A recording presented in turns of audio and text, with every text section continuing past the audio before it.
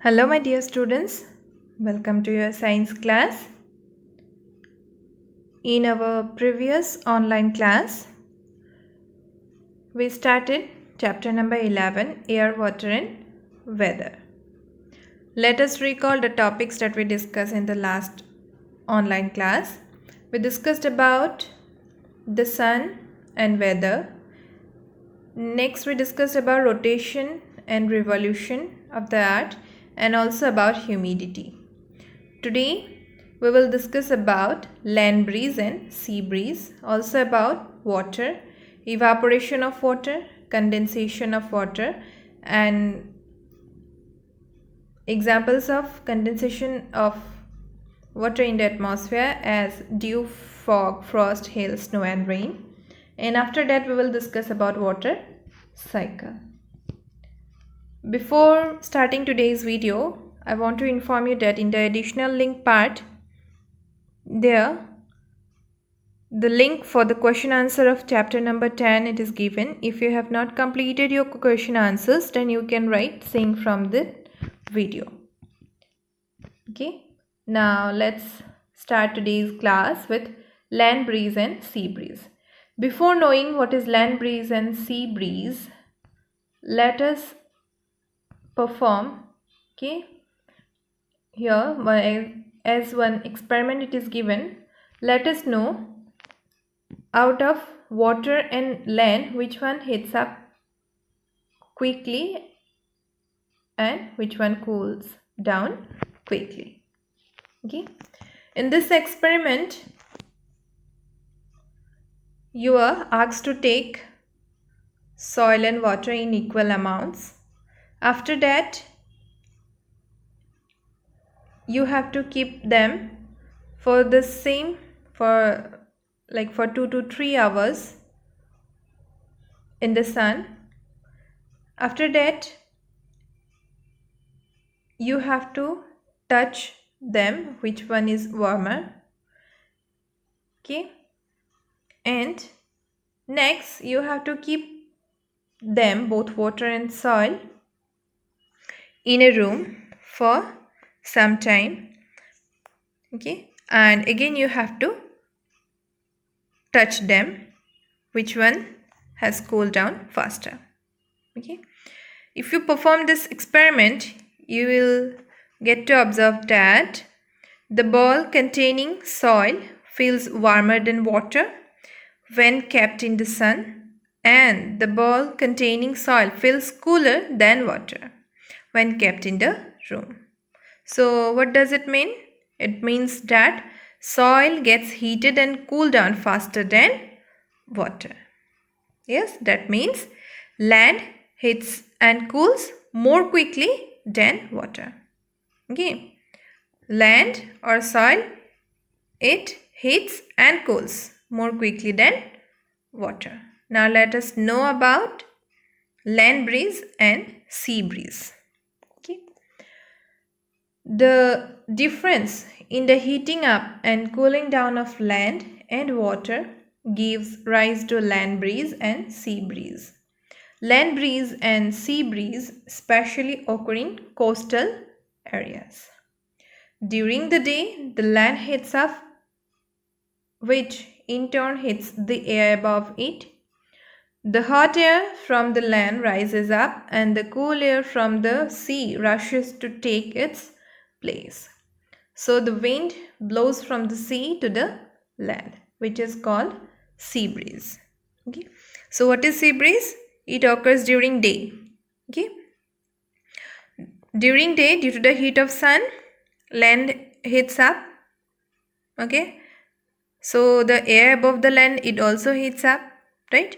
Then the hot air rises up and cool air from the water rushes to take the place of that hot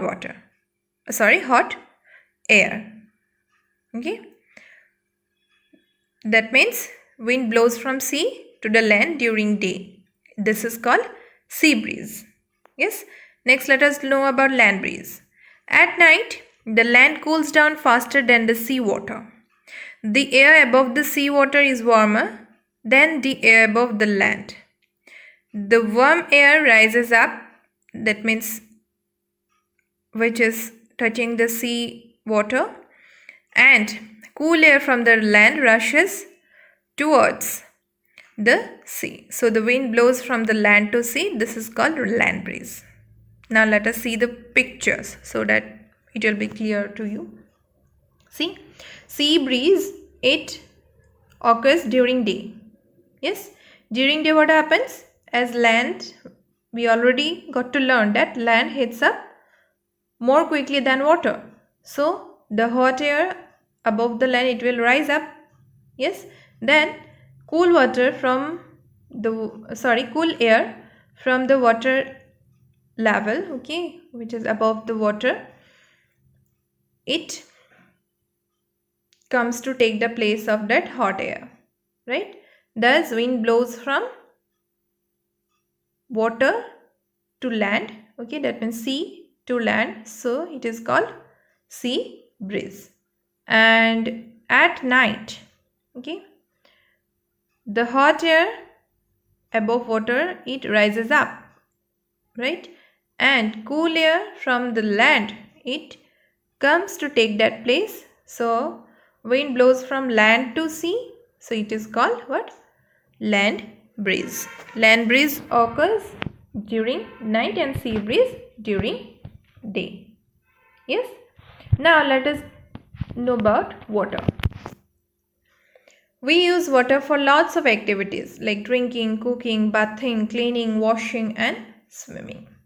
About 70% of the Earth's surface is covered with water.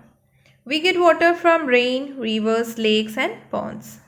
Some of the rainwater seeps into the ground. It passes through soil, which is known as underground water. The level of underground water in an area is called a water table.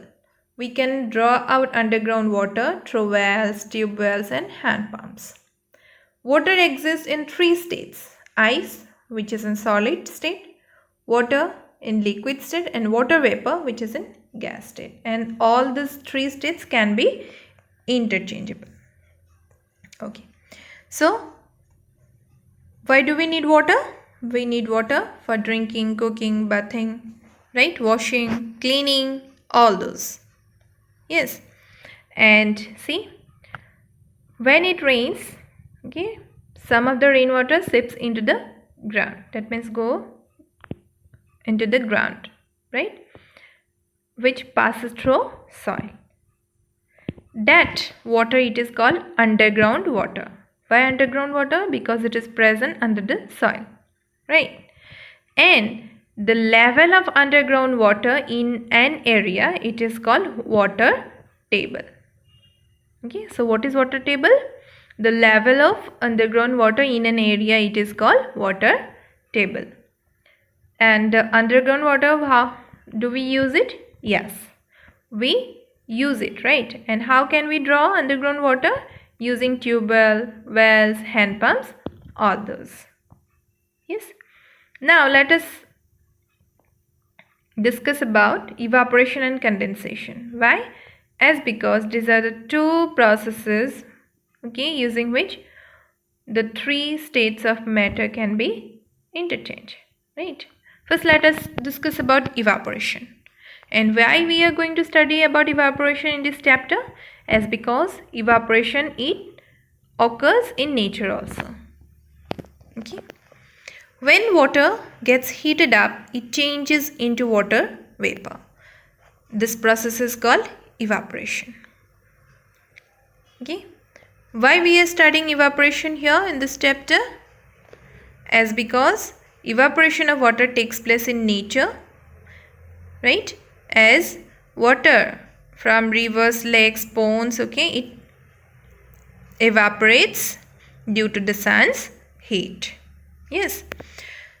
And water evaporates faster when the temperature of the surrounding is high. Okay. Clothes dry quickly on hot days, as because evaporation is faster on hot days, right? The air is dry or humid. Yes, humid means or less humid. Humidity means what? The amount of water vapor present in air, right?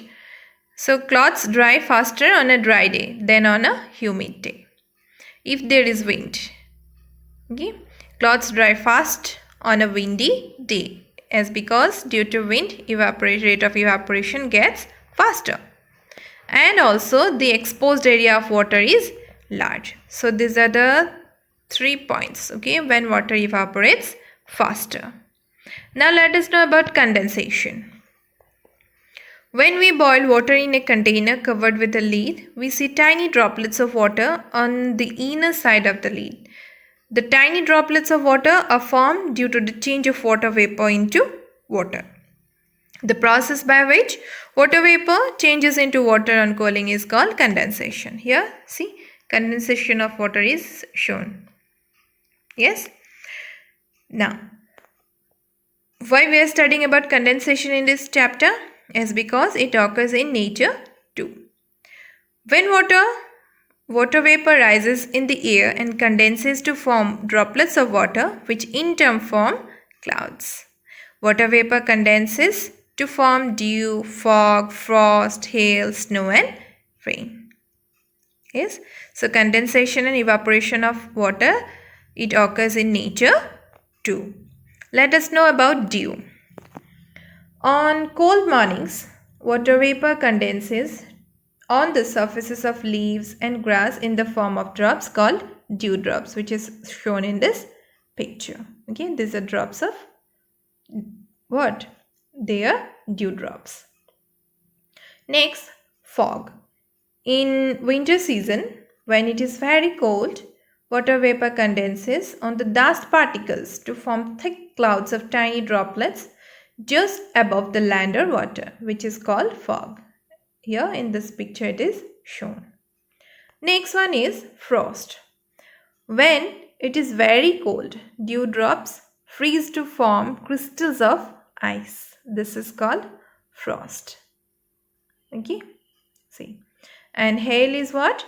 When raindrops pass through a very cold region in the atmosphere, they freeze to form pellets of ice. These pellets of ice called hail fall to the ground. So these are some forms, okay, of condensation in our nature. Yes, and the next one is snow. In extremely cold weather, water vapor condenses to form snow instead of water droplets. And next one is rain. Okay, when water vapor condenses and falls to the ground in the form of drops of water, it is called rain. So these are some forms of condensation in the nature. Now let us discuss about water cycle. The processes of evaporation and condensation are going on continuously in the nature. Water evaporates from the water bodies due to the sun's heat. It then rises up and condenses to form tiny droplets of water. Then these tiny droplets of water together form clouds.